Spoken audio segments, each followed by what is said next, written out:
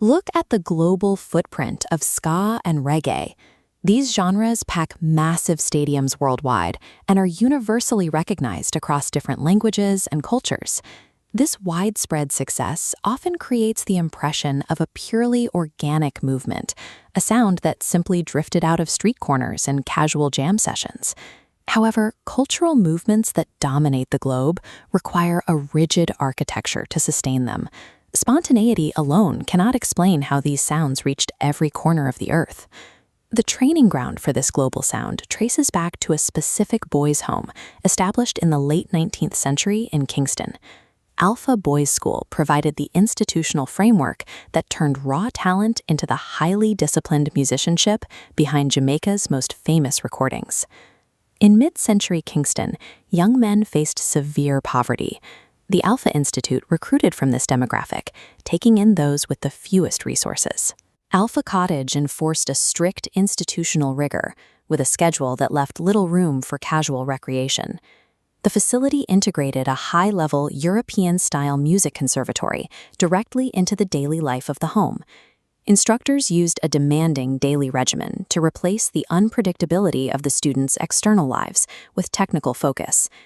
This controlled environment provided the infrastructure necessary to channel hardship into a measurable, compounding professional skill. The curriculum began with absolute literacy in complex sheet music, a strict requirement for every single student.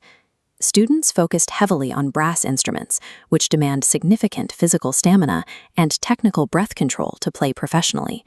Training relied on a loop of exhaustive practice, immediate correction by instructors, and constant repetition.